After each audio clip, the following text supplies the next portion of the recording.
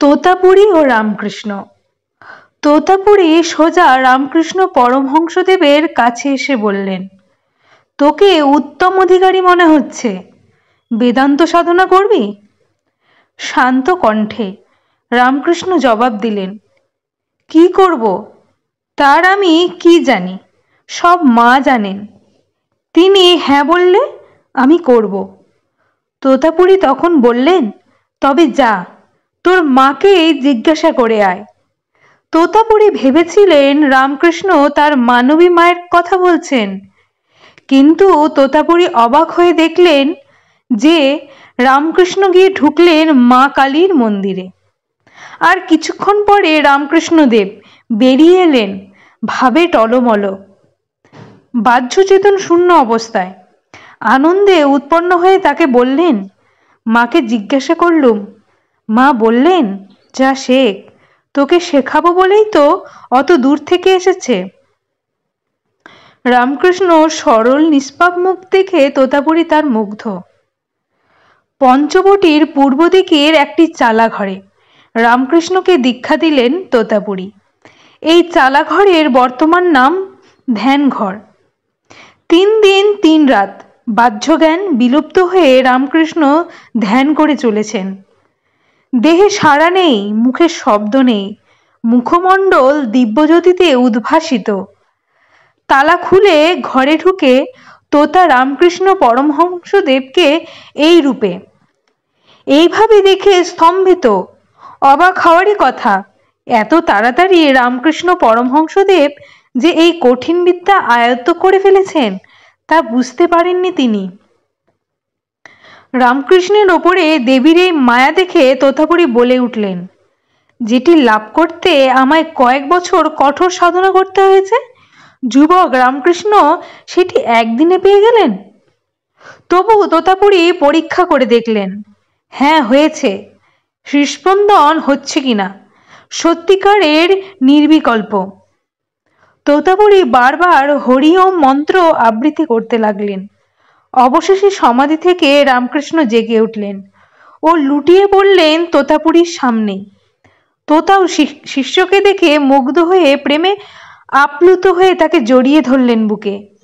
ইনি সেই তোতাপুরী যিনি রামকৃষ্ণকে বলেছিলেন গীতার সার। গীতা 10 বার বললে যা হয় তাই গীতার সার, অর্থাৎ ত্যাগী ত্যাগী। রামকৃষ্ণ পরমহংসদেবকে তিনি বলেছিলেন, ঘটি একদিন মাজলে কি হবে, ফেলে রাখলে আবার কলঙ্ক পড়বে। অর্থাৎ সাধনা ভজনার মধ্যে সব সময় থাকতে হয়। দীর্ঘ সময় সাধনা করবার পর কোনো এক মুহূর্ত ফাঁকি দিতে যদি সংসারে মন দেওয়া হয় তাহলে সেই একই অবস্থা হয়। পুরী তীর্থ বাসের গোড়ার দিকে নাঙ্গা বাবা থাকতেন সাগর তীরে এক শ্মশানে।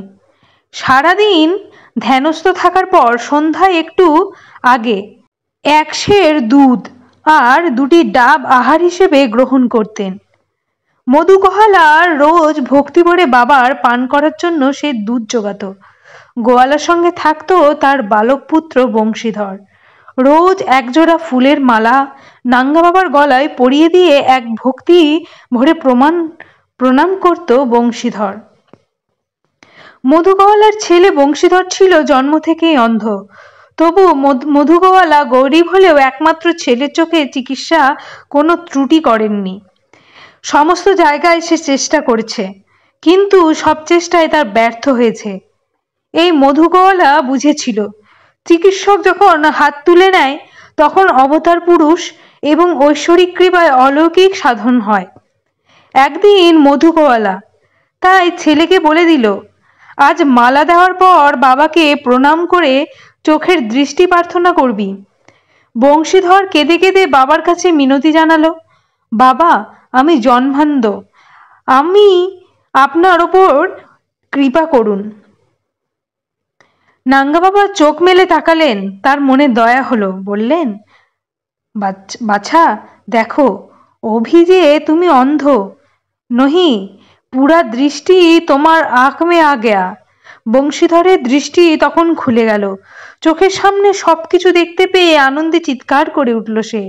এরপর নাঙ্গা বাবা গিরনারীর বন্ধায় তার আশ্রম স্থাপন করে তিনি বিছিয়ে কিছুদিন কোথাও অবস্থান করার পরই হঠাৎ একদিন মহাপুরুষ কোথায় অন্তর্ধান করতেন। কিছুদিন পর দেখা যেত কোনো বনে, শ্মশানে বা সাগর তটে। যেখানে যেতেন সেখানেই আশ্চর্যভাবে তার সঙ্গী জুটে যেত। কিন্তু কোন সঙ্গীকে তিনি সঙ্গে রাখতে চাইছেন না বলতেন, আমি ন্যাংটা মানুষ, কোন সময় কৃচ্ছ সাধনাতেই আমার কষ্ট হয় না, তোমরা কেন আমার সঙ্গে কষ্ট করবে। 1921 সালের মাঝামাঝি নাঙ্গা বাবা আবার পুরীতে ফিরে আসেন। অন্তরঙ্গ ভক্তরা খুশি হয় বাবাই ফিরে আসায়। পুরীর অন্যতম জমিদার কৃষ্ণবাবুর স্ত্রী তুলসী দেবী ছিলেন নাঙ্গা বাবার অন্যতম ভক্ত। তিনি অক্লান্তভাবে বাবার সেবা করতেন। একবার নাঙ্গা বাবা কাউকে কিছু না বলে পুরীধাম থেকে অন্তর্নিহিত হলেন। বাবার হঠাৎ এই অন্তর্ধানে অত্যন্ত কষ্ট পেয়ে তুলসী দেবী প্রতিজ্ঞা করলেন, যতদিন না বাবা পুরীধামে ফিরবেন ততদিন তিনি থাকবেন উপবাসী। খুবই আশ্চর্যের কথা, এই মহিলা ভক্তের অনশনব্রত চলে প্রায় 2 বছর ধরে। নাঙ্গা বাবার অলৌকিক কৃপার ফলে তা সম্ভব হয়েছিল। 2 বছর পর ভক্তরা খবর পেলেন নাঙ্গা বাবা ভাগলপুরের কাছে এক গভীর অরণ্যে তপস্যারত অবস্থায় আছেন। তিনি কৃষ্ণবাবু ছুটে যেখানে গেলেন ও নাঙ্গা বাবাকে সব ঘটনা খুলে বললেন। সব শুনে বাবা এক মুহূর্ত দেরি না করে ফিরে এলেন পুরীধামের আশ্রমে। বাবা ছিলেন কৃপার সাগর, প্রচুর মানুষের কল্যাণ করেছেন তিনি, অসংখ্য মানুষকে রক্ষা করেছেন ব্যাধির থেকে, অসংখ্য ভক্তের রোগ তিনি স্বেচ্ছায় নিয়েছেন নিজের দেহে। একবার একজন দুরারোগ্য ব্যাধিগ্রস্তকে রক্ষা করার পর বাবা বললেন, এই তুনে রাখা শেষ বান। এরপরে নাঙ্গা মামা কালরোগে আক্রান্ত হলেন ও প্রায় 160 বছর জীবনযাপনের পর 1961 সালের 28শে আগস্ট ইহজাগতিক লীলার অবসান ঘটিয়ে পাড়ি দিলেন অনন্ত লোকে। জয় শ্রীরামকৃষ্ণ।